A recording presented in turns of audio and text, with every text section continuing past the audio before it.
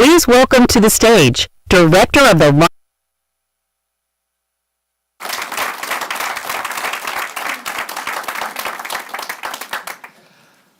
Good evening, everyone, and welcome to the Ronald Reagan Institute on a lonely windstep point on the northern shore of France.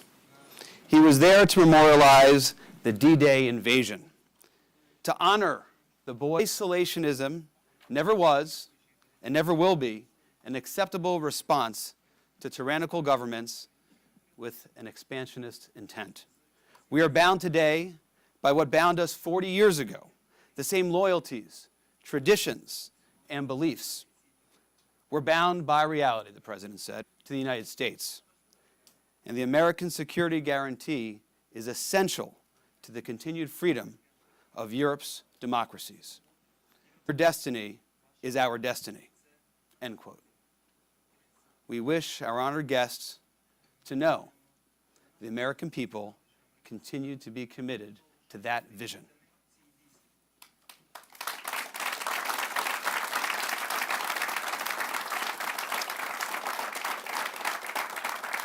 Humbled to have you here during this very consequential week in Washington, D.C. And I want to welcome our many distinguished guests here with us. Thank you for being here. Members of the administration, members of the Washington Diplomatic Corps, and of course, members of the Board of Trustees of the Ronald Reagan Presidential Foundation and Institute. We're grateful to have you here in person this evening. I also want to thank all those joining us online watching this evening's program. In D.C., home of the Reagan Foundation, right here on Lafayette Park, across from the White House, that President and Mrs. Reagan once called home. Today, who embody the timeless values championed by President Reagan. President Zelenskyy is such a leader.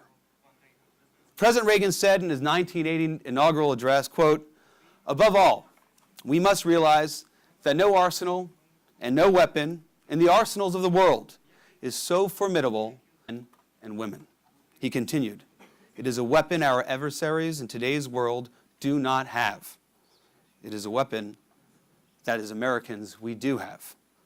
The will and moral courage of free men and women is not exclusive to America's arsenal.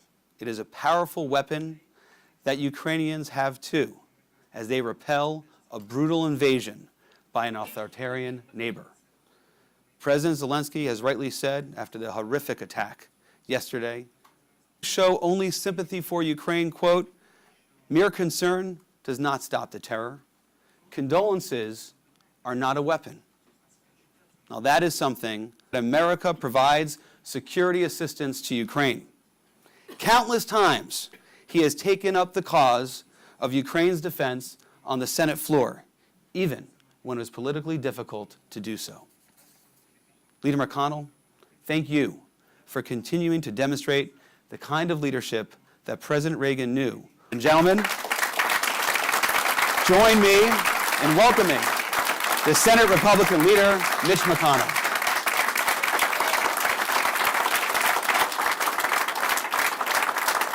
It's an honor to have you here, sir. Thank you.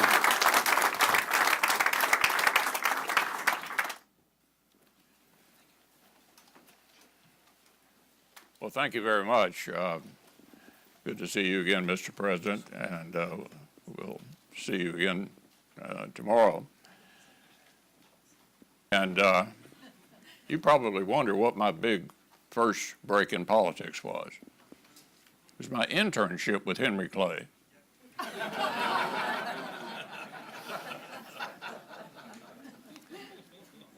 The world remembers Ronald Reagan as the great communicator, persuasion.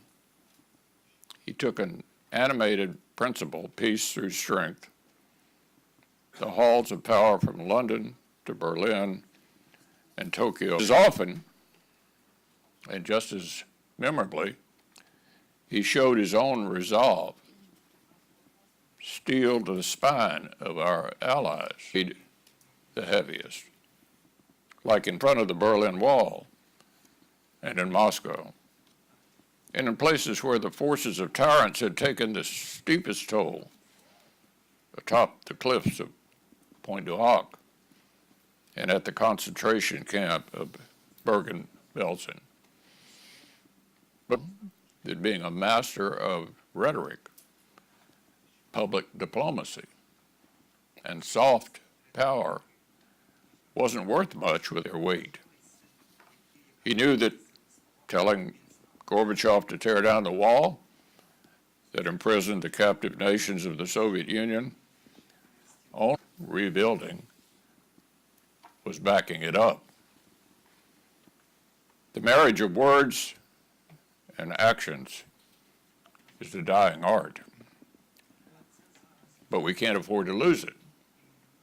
The West must ensure that our promises and our threats are backed by hard power, the credibility of its commitments more plainly and immediately at stake than on the front lines of Ukraine. The people of Ukraine have backed words of defiance with acts of tremendous courage. I got to meet him the first time in Kyiv about 2 months after the invasion. And he has been an inspiration not only to the Ukrainian people, but to us as well.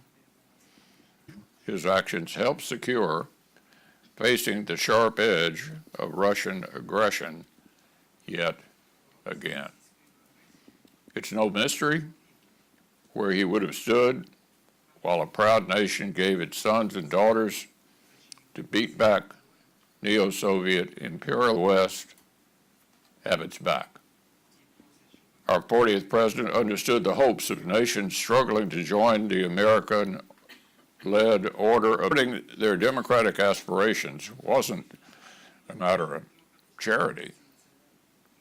As he put it in his State of the Union in 1985, we must not break faith with those who are risking their lives to defy Soviet-supported aggression and secure rights which have been ours in self-defense, end quote.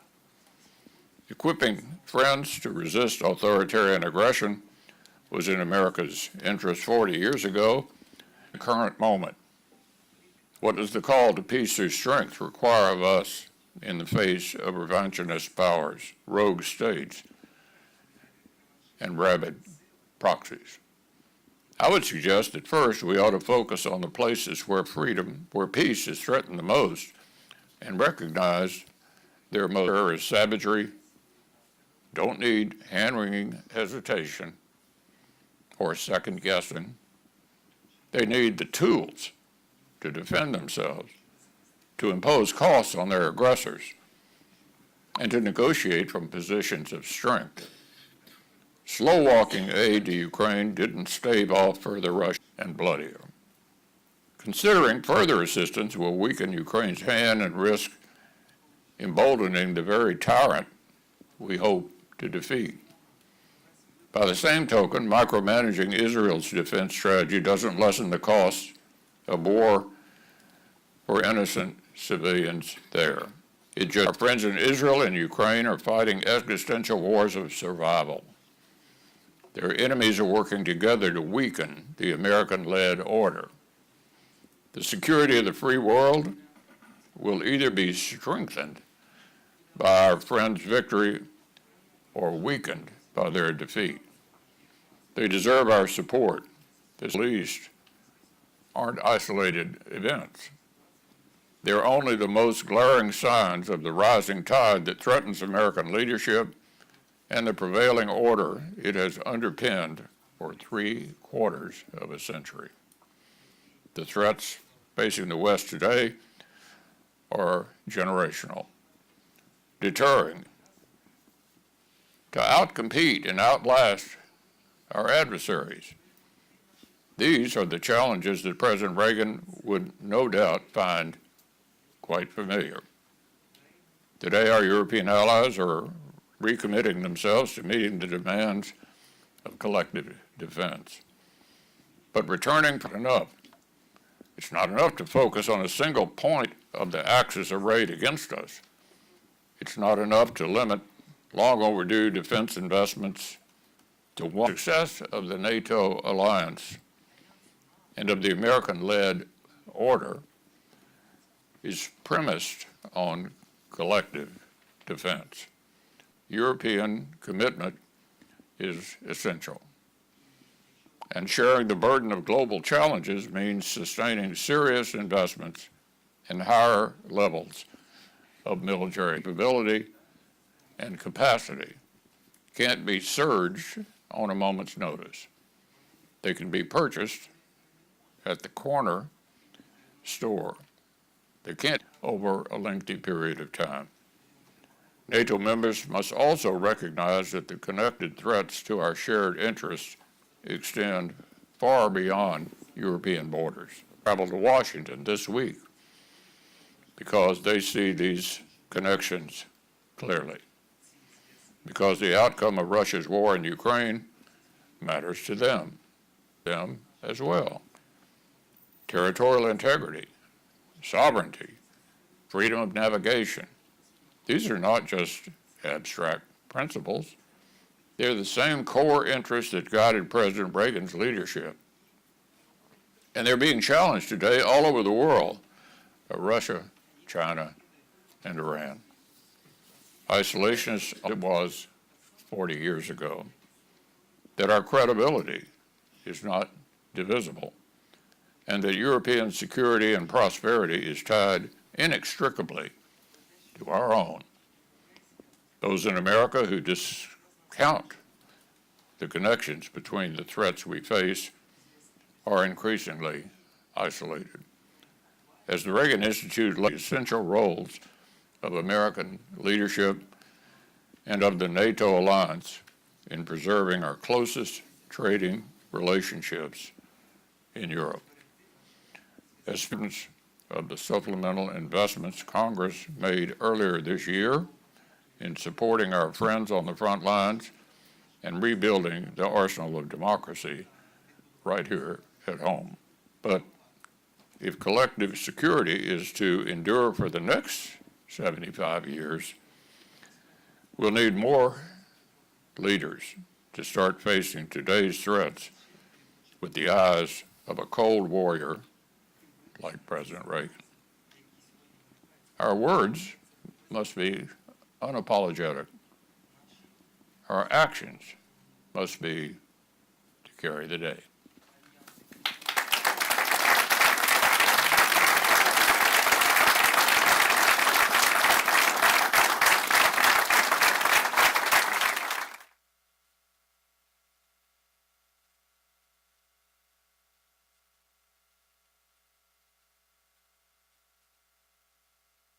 Please welcome to the stage Chairman of the Board of Trustees, Mr. Fred Ryan.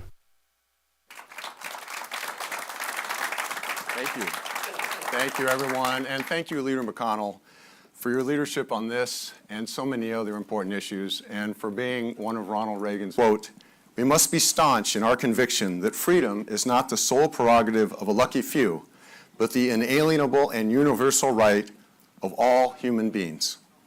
That conviction was the foundation of what became known as the Reagan Doctrine, a steadfast commitment that America would always stand with those around the world fighting to protect their freedom.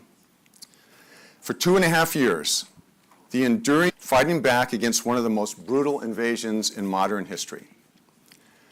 Over the years, the Reagan Foundation has honored some of the great leaders on the world stage who've demonstrated extraordinary courage in defending and advancing liberty, presenting them with the Ronald Reagan Freedom Award. In 3 decades, only 10 leaders received this award, including Mikhail Gorbachev, Margaret Thatcher, and Lech Walesa. We proudly a new leader who is here with us today. He has bravely met the moment and rallied the world behind the cause of freedom. In the always continuing clamor of American politics and Western politics for these can last a long time. But the truthful, realistic, and brave political philosophies last forever. And that's why we at the Reagan Institute feel, and indeed are convinced, and tonight we are proud to give the bully pulpit and this stage to a man who stands for so many of the principles of Reaganism. Please welcome President Zelenskyy.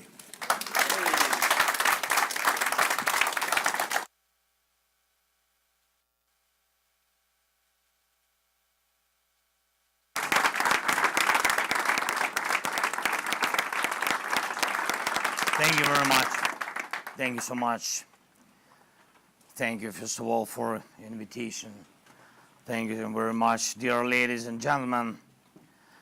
Mr. Ryan, thank you for your and for your visits to Ukraine to see how important it is to win now, to prevail over the Russian war and terror, to win so that the words said in the 20th century remain valid and relevant today. Strategy for peace has always been simple. Be strong enough, be within given for a moment that the war might pay. These are the words of Ronald Reagan, and he said this in 1988. To repeat them now, here, on the eve of the NATO Summit in Washington. Time passes, but more and more people reflect. These are the words about America, which the world values, is grateful to, wants to see leading the world as only America can. Reagan delivered this speech on February 23. The next February date, the 24th, of the greatest challenge both to Reagan's legacy and to the rules-based world order, the order that President Reagan wanted to preserve at any time. Is it preserved now? Ladies and gentlemen, let's be, and I want to be, is waiting for November. Americans are waiting for November in Europe, Middle East, in the Pacific, the whole too, but killing and destroying to get ready, to be ready for everything what November might bring. Even the anniversary NATO Summit, which should become a top event, does not indeed look strong in the media in contrast to what is expected from November. A historic event, but it is in the shadows of another story. It's time to step out of the shadows, to make strong decisions work, to act and not to wait for November or any other month to this end. We must be strong and uncompromising all together. And first of all, America, and uncompromising in defending democracy, uncompromising against Putin and his coterie, uncompromising to every possible terror. Exactly what all Ukrainians were on the 24th of February 2022. Millions of the people of the world and millions of Americans, exactly what President Biden, thank you. And when Putin decided to break everything dear to us, we all acted as one. We didn't wait a single day and even minute. We were surviving every day, and we could lose. And democracy can win even when it seemed impossible. Then what happened now? When did it step into the shadows? To delay, then act. That partial solutions are better than victory. And when it started to appear that to defend freedom is allegedly put Putin in place for blackmailing the whole world is allegedly unprofitable. When and why did it happen? The world cannot be a leader and a world dream maker without caring for world affairs. America should not shy away from its strengths. It is America that values America. America which acts.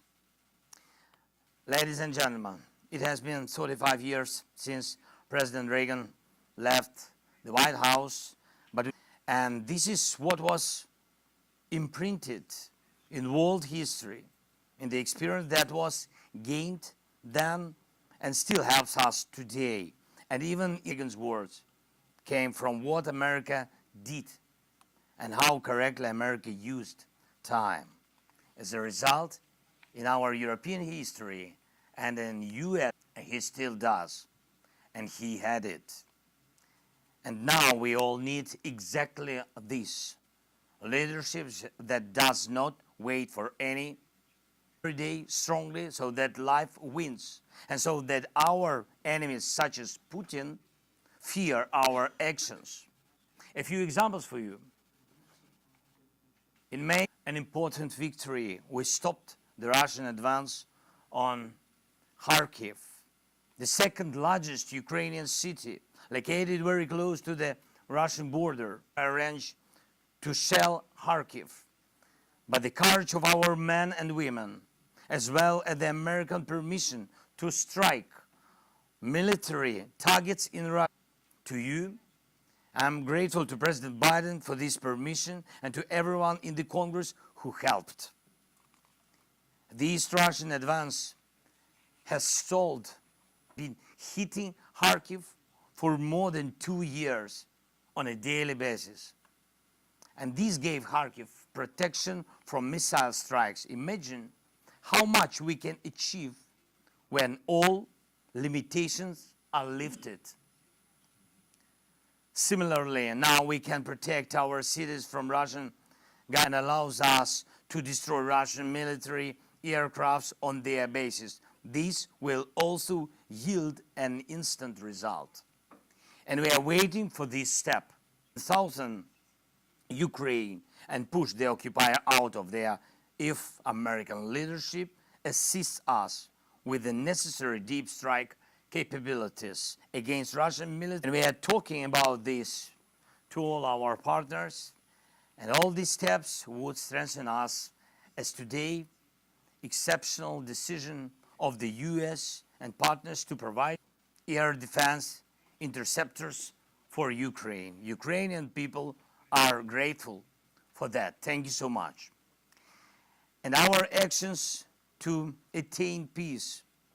We held the first peace summit attended by 101 countries and international organizations, and I'm grateful to the US for participating, pair with Kim Jong-un, just to have more artillery, missiles, and mines so that Russia can hold on at least until the end of the year. Although he does receive weapons, Putin still shows how much weaker the conspiracy of dictators is compared to the power this year based on the peace formula, even more powerful and truly decisive. We need the support from the US.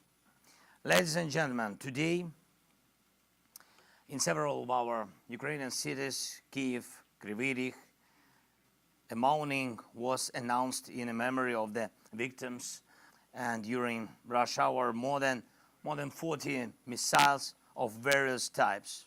One hit a children's hospital, specialized hospital with cancer, heart diseases. 43 people were killed by this attack, almost 200 wounded. Russia always knows where its missiles hit, always. A direct hit, and the hospital building, these doctors, ordinary people, rescuers, all together clearing the debris, trying to save as many. Did anyone who found themselves under the rubble ready to wait months? No, of course not, because alive. When it is needed to beat enemies, you beat enemies. You act, you prevail. This is how you win wars. And this is who Ukrainians are. And that is why I'm proud of Ukrainians, and I'm proud to be Ukrainian. And this is how we...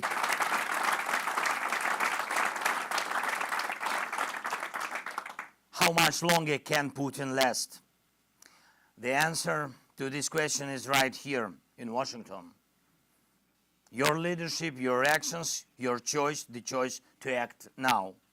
And even these days, at NATO Summit, and when we are counting on them, for 75 years, Europeans could be confident that no matter the friction within the alliance, no one, when talking to Russia, would trade the membership of European nations.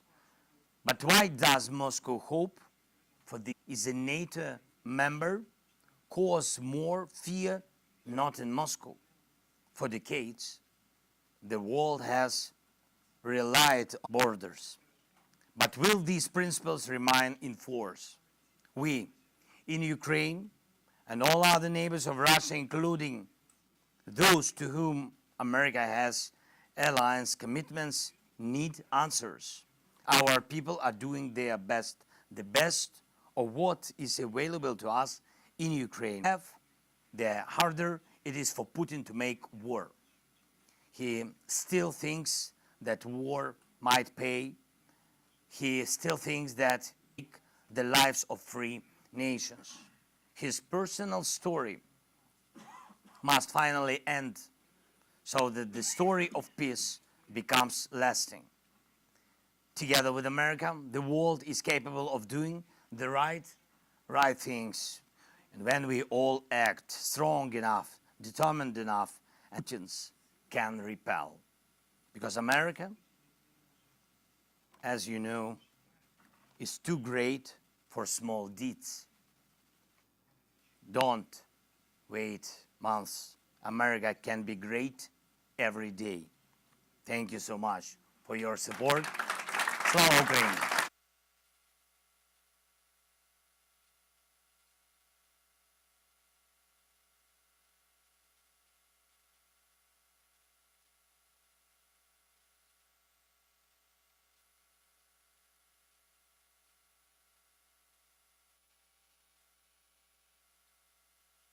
Please welcome to the stage Mr. Brett Baer of Fox News.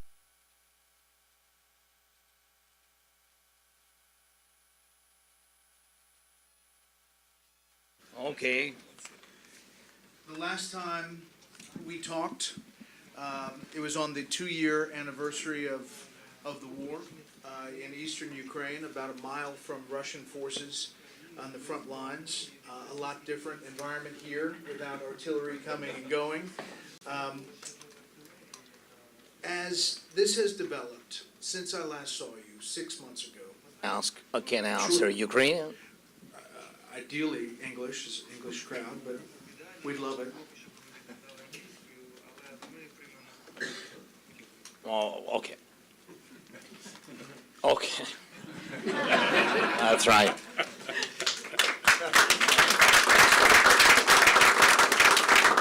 Difficult situation. Putin wanted very much to occupy us quickly. Thank you so much for bipartisan decision of the package. And it was very. Yeah, it was equipped, our brigades. But always we have this challenge that from the moment of decision to the moment of equipment, you stood and understands. So he has this information. He wanted to use this pause in more than half a year pause.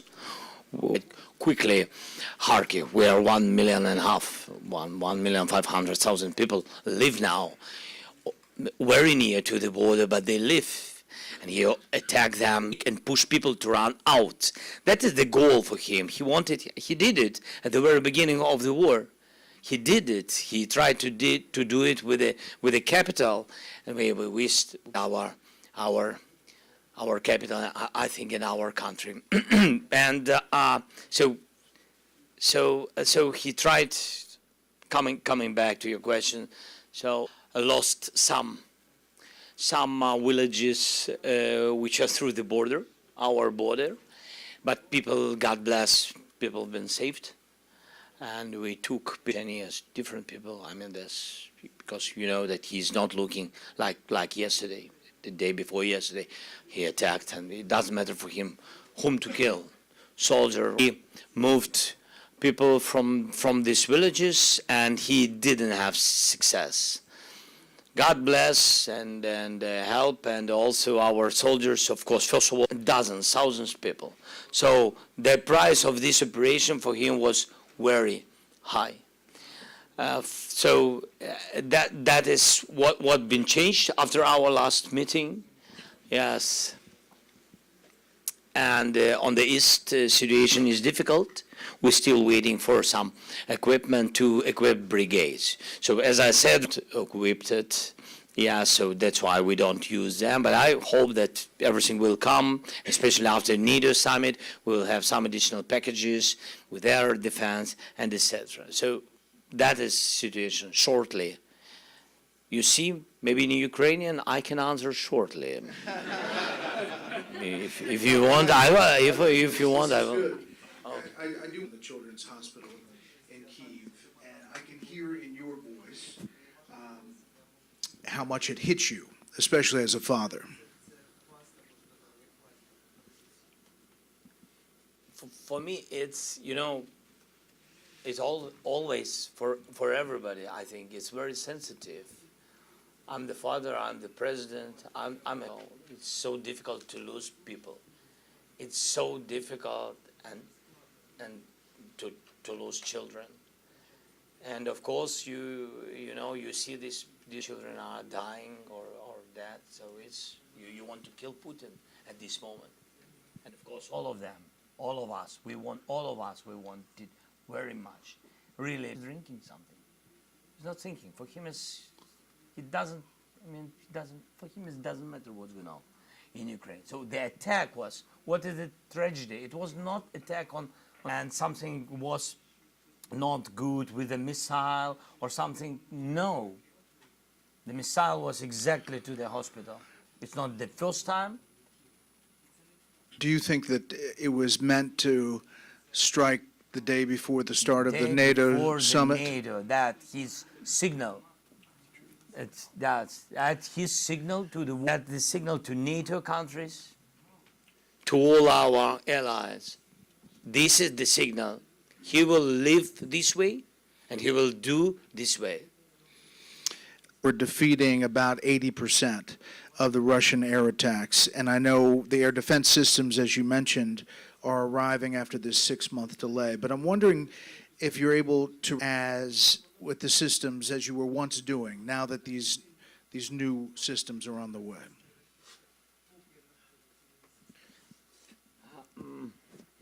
So, systems of Patriots, they will help.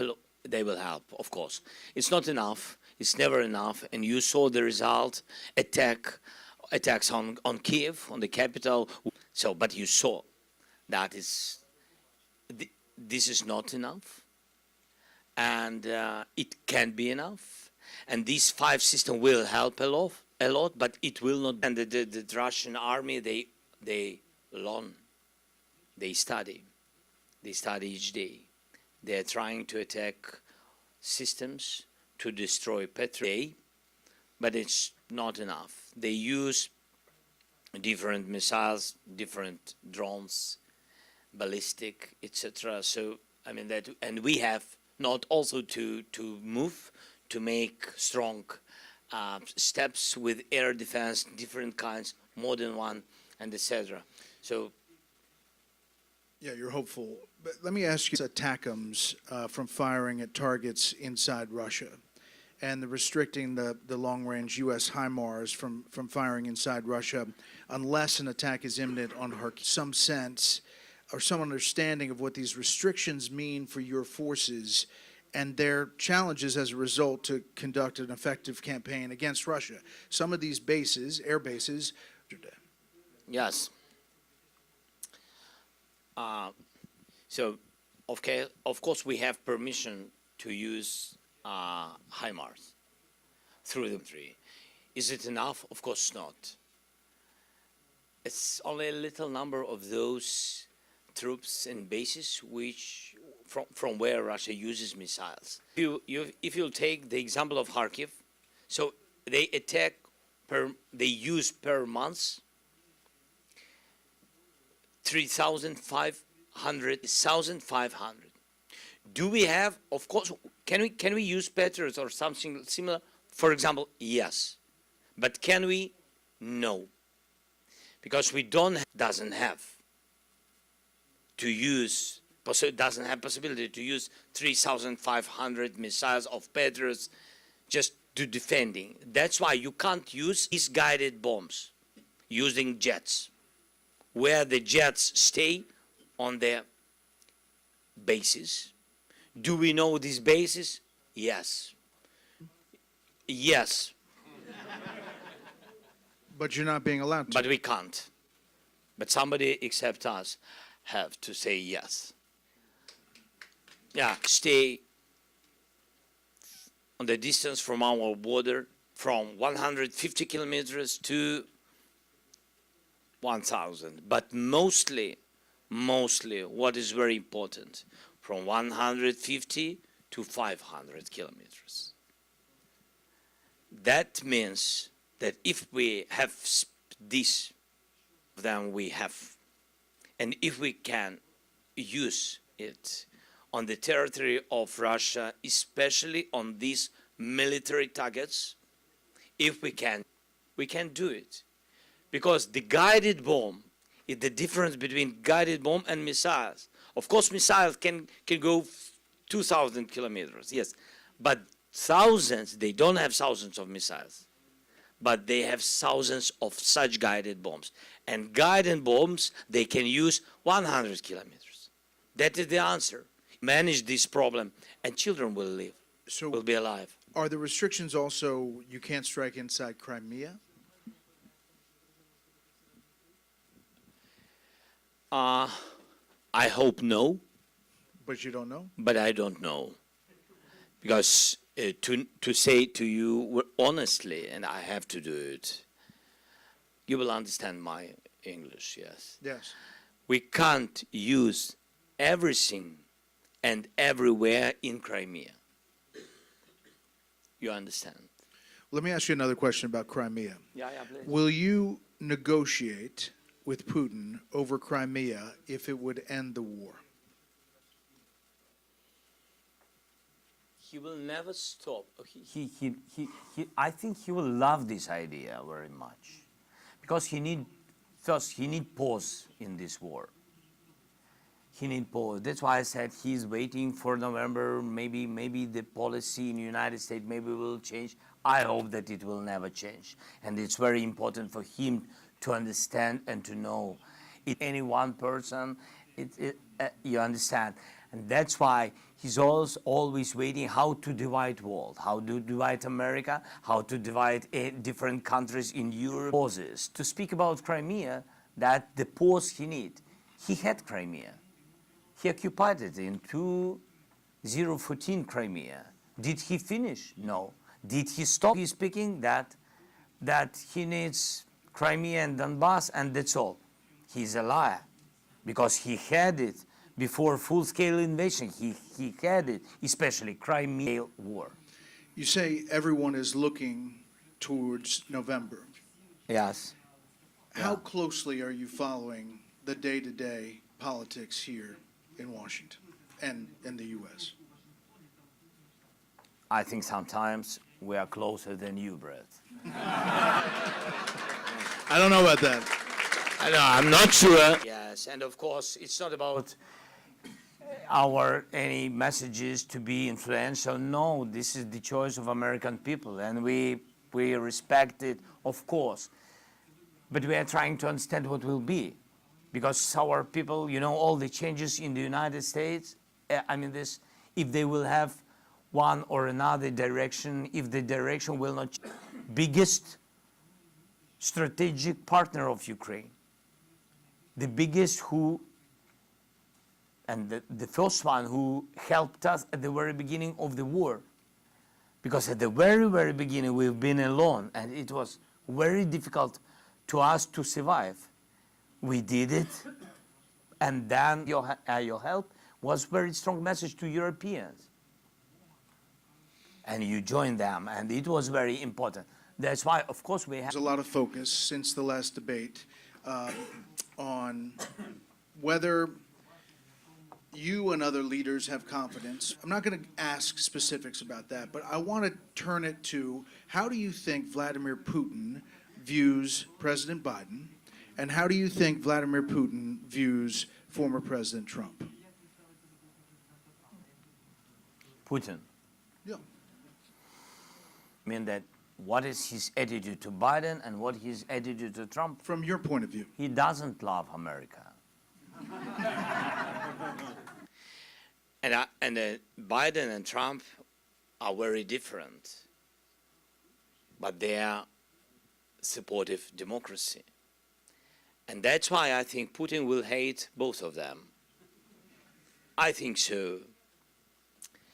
But I think that bound on his attitude, because the GDP of United States 10 times bigger than Russia. You can't attitude to Putin as he is a partner. He's small, really small, but when we afraid him, he began to be bigger. And that is the mistake of all the West, including in the last 25 or how many years he is Putin. Yeah. So we leader. The Biden administration has put restrictions on you as far as what you can do. Are you fearful of a Trump administration and what that means for you in this war? Do you fear former President Trump, if he's president again, would pull out of NATO for the U.S., for the Ukraine war?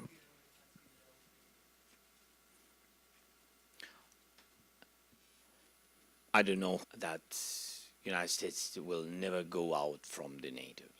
Otherwise, the world will lose a lot of countries, because such people like Putin. We will lose small countries which are the countries which are very sensitive to this topic.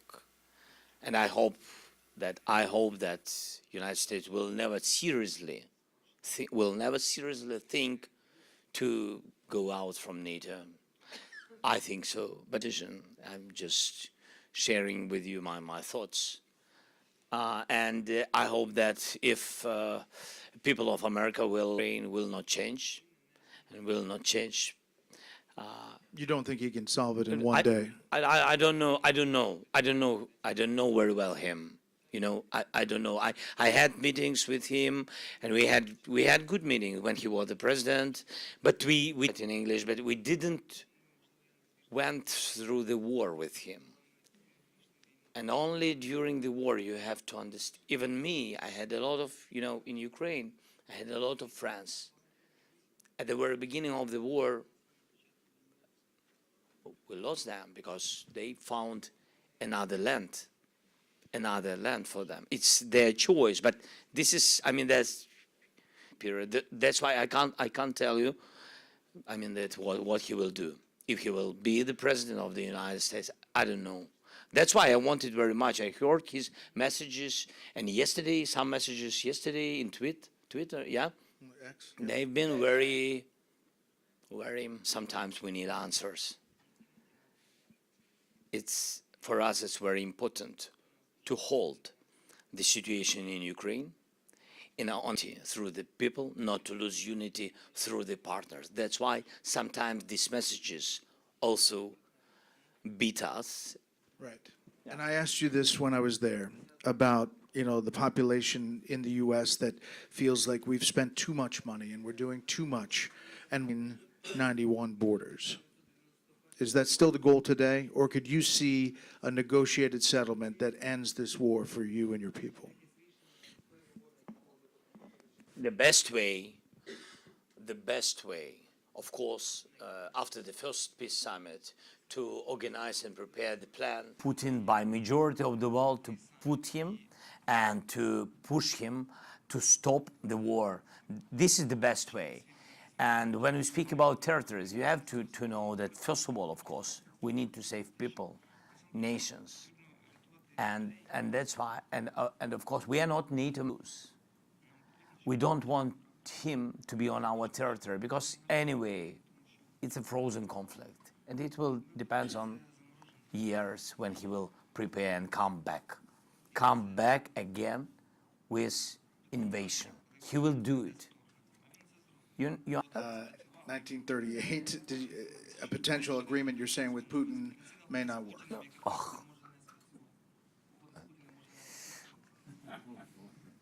I don't know. I think he loves the process.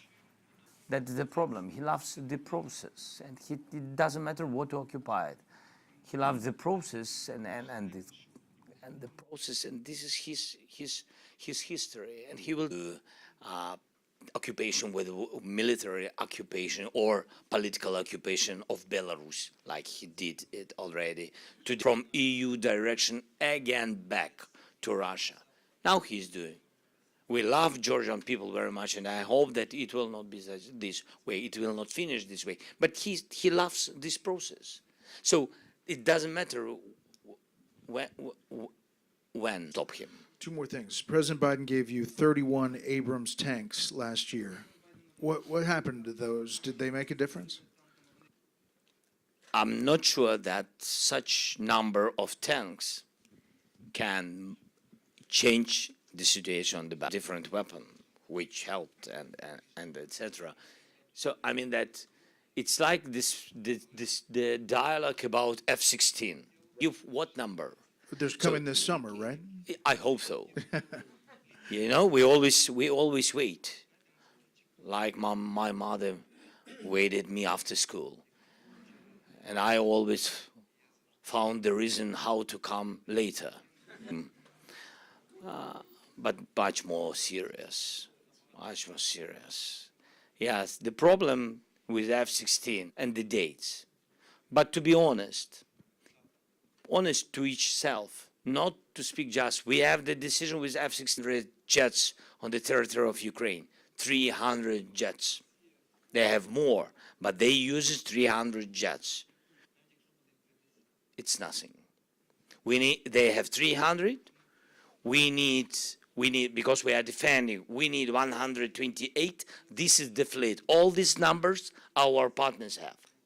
So till moment when we will have 128 with them in the sky. Anyway, it will be difficult. Last thing. Here in the U.S., majority, the current political situation, they don't like their choices. They are upset about polls. I can only imagine what it's like to be a foreign country on the other end in the middle of a war. Do you tell the American people that this way for the long haul, and why?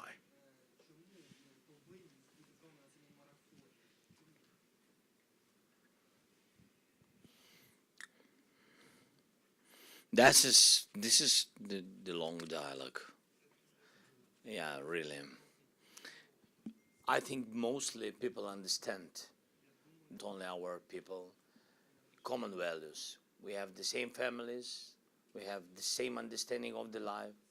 We are very, very fighting for freedom. Beginning, they understood us. And the moment, as I said previously, that Putin will never stop on Ukraine. And you will see it. If we will not stop him, he will go further and want to show that he can. He has to sell this information to his society. He will go to those countries who are members of NATO but being the parts of the Soviet Union. He will go there, and his ambitions. And after that, the people and soldiers and will defend these countries. And it's tragedy for everybody to lose people's sons and daughters. And that's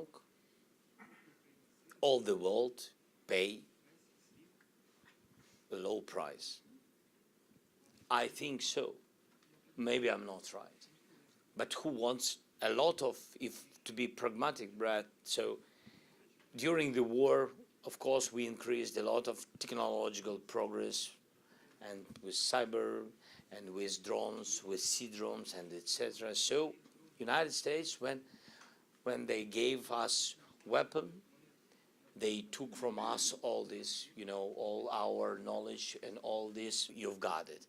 A lot of a lot of companies and etc. And a lot of companies in the United States, they really had and made a big progress in production because the government of the United States pushed there and gave them money and a lot of contracts. So I think it helped. If it's to be pragmatic. So I understand it now. Maybe it's okay, it's their choice, but they will understand it. They will understand it in the future, that the United States made a really right choice, made really to save democracy in the world. And this decision is making now on the territory of Ukraine. It's true.